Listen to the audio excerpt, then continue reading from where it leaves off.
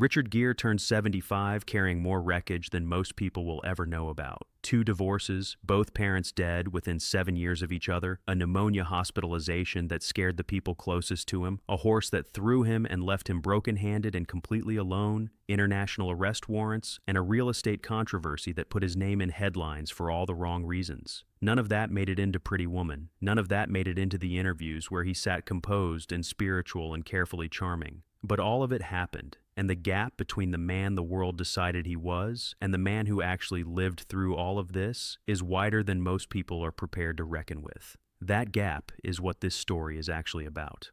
Long before any of the fame arrived, Gere grew up in a modest household in upstate New York carrying emotional weight that didn't have a name yet. Thoughtful and introspective were the words people used to describe him, but those words were doing a lot of heavy lifting over something considerably darker, a persistent, gnawing sense of isolation that followed him from childhood straight into early adulthood, refusing to lift regardless of what he accomplished. Academically, he excelled. Music and performance came naturally to him, and none of it touched the deeper problem, which was a feeling of being fundamentally separate from the world around him, of watching life from the outside while everyone else seemed to simply inhabit it without effort. Entering the theater world made things worse before they got better, because artistic ambition is its own particular category of suffering. It demands everything and promises absolutely nothing in return. And layered on top of his existing disconnection was a psychological loneliness he would later describe as feeling misunderstood at the very core of who he was. Not the loneliness of an empty room, but the far more painful kind that finds you surrounded by people and still completely invisible.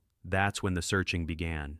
In his 20s, Gere started studying meditation, and through Tibetan Buddhism, he found something he'd never encountered anywhere else: a coherent framework for understanding human suffering and moving through it without being destroyed by it.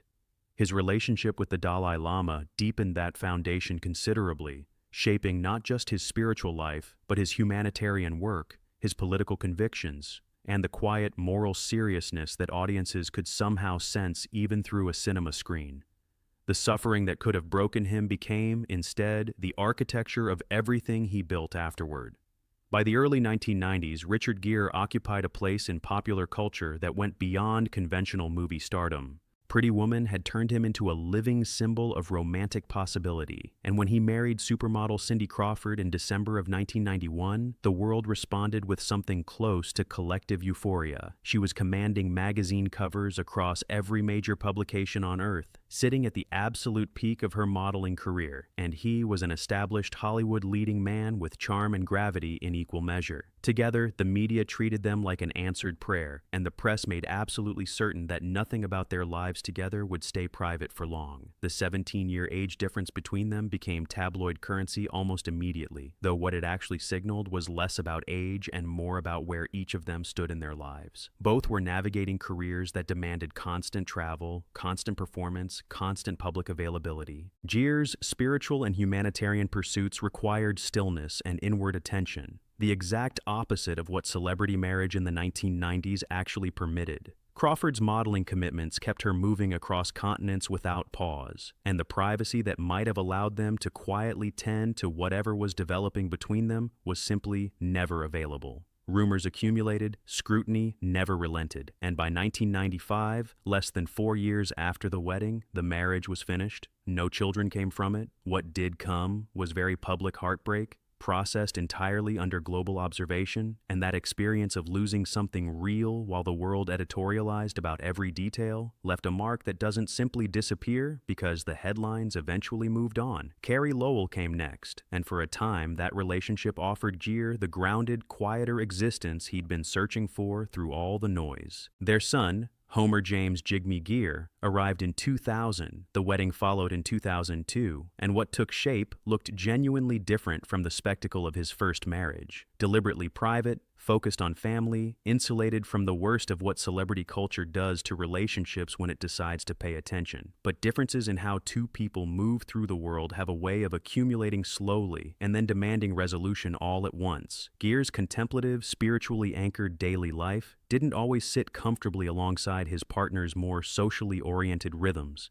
and those incompatibilities, quiet as they were, kept building. September 2013 brought the public announcement of their separation, and what followed was not a clean ending, but a prolonged legal process that stretched across nearly 3 years before concluding in October of 2016. Complex asset negotiations, real estate holdings, and arrangements concerning their son all required careful, painstaking attention. The timeline alone communicated something honest about how difficult it was. This wasn't simply the end of a marriage, it was the careful dismantling of an entire shared life, and it required the kind of endurance that no amount of meditation practice fully prepares you for. While those legal proceedings were still ongoing, in July of 2016, his mother Doris T. Gere died at 91 years old. She had been a devoted, patient, emotionally steady presence in the modest upstate New York household where he grew up. The person who existed before any of it, before the fame and the marriages and the spiritual searching and the roles that made him famous across 40 countries. Her influence lived inside the qualities that came to define him publicly. The humility, the capacity for compassion, the empathy that audiences could sense even through a screen. Losing her during the most turbulent stretch of his personal life, at the precise moment when her steadiness might have mattered most, meant the loss of something irreplaceable. She was the living connection to who he'd been before the world formed any opinion about him, and once she was gone, that connection was permanently severed. The grief was private, as his grief tends to be, but the weight of it was real. Years before those losses accumulated, a single afternoon in 2004 delivered a different kind of reminder about how quickly control disappears. Gere has long been an avid horseman, someone who rides alone for recreation and for the particular quality of reflection that solitude on horseback provides. On this particular day, his horse became suddenly distressed and without warning threw him violently to the ground. His hand broke on impact. The pain was immediate and considerable. What made the situation genuinely precarious, though, was that he'd been riding without a phone, which meant no way to call for help existed, and he had to gather himself through shock and physical pain and walk back entirely on his own. Lying on the ground, injured and unreachable, with no safety net that fame or discipline or spiritual achievement could construct, that's the version of Richard Gere the public rarely considers, and that afternoon made it impossible for him to avoid considering it himself. April 2007 brought a different kind of unraveling, this one playing out on an international stage with consequences nobody in the room anticipated. Gere was attending an AIDS awareness event in India, a cause he'd supported as part of his humanitarian work for years, and during an energetic moment on stage alongside Bollywood actress Shilpa Shetty, he hugged her and kissed her on the cheek several times.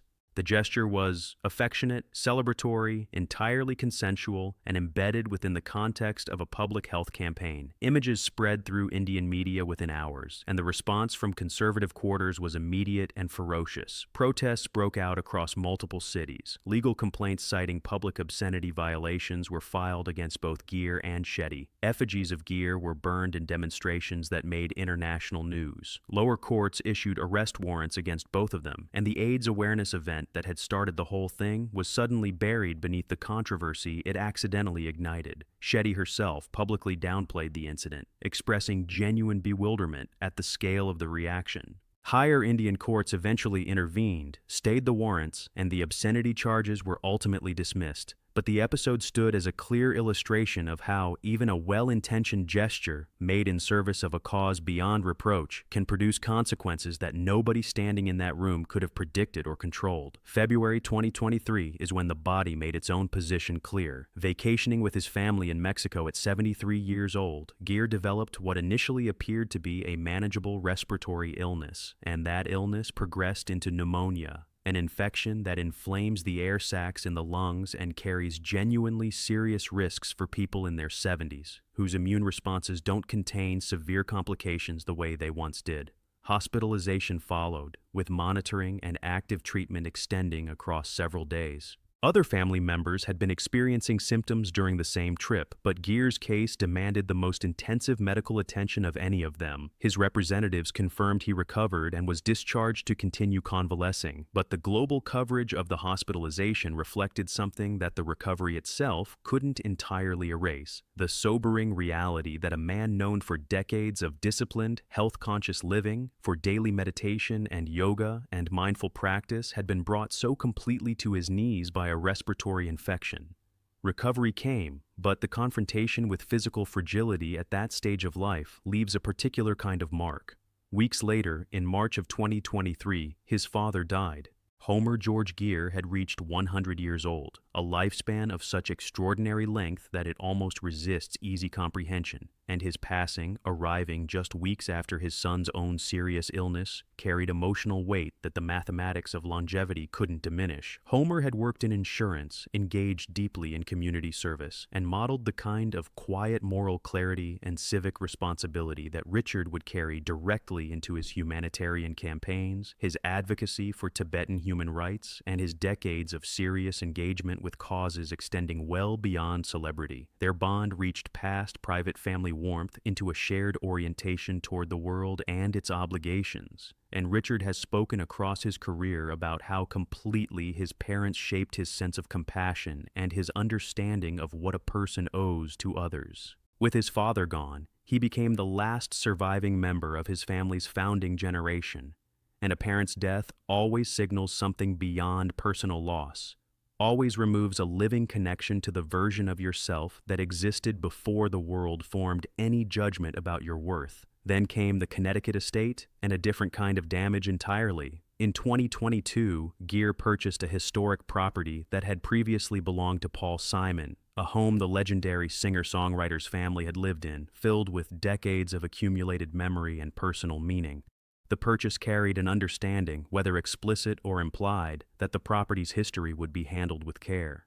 In 2024, Gere sold the estate to real estate developers. Demolition plans followed quickly, and what had been a family home embedded with cultural history was scheduled to be razed and replaced by a residential subdivision. Preservation advocates reacted with disappointment. The sharpest response came in 2025, when Lulu Simon, Paul Simon's daughter, published social media posts accusing Gere directly of breaking what she described as a personal promise to protect the integrity of the property. Her words weren't framed in the measured register of real estate ethics. They were raw and personal, describing the destruction of childhood memories and the permanent erasure of her family's tangible connection to something irreplaceable. For a man whose entire public identity rests on values of compassion, integrity, and responsibility to something larger than personal interest, that accusation landed with uncomfortable and lasting force. Business decisions can carry consequences that are deeply, undeniably human, and this one did. At 75, Richard Gere remains one of the most recognized faces of his generation, and the distance between that recognition and the actual texture of his life is enormous. 2 marriages ended, both parents gone, health scares, controversies, accidents, grief, and a real estate dispute that put his values directly on trial in public. The polished image that decades of Hollywood mythology constructed around him conceals a life of genuine weight, genuine loss, and the kind of resilience that only accumulates through sustained contact with hard things. None of it is simple. None of it fits cleanly into the version of Richard Gere that movie posters once sold. And that is precisely what makes his story worth telling honestly, without softening the edges or smoothing the contradictions into something easier to look at.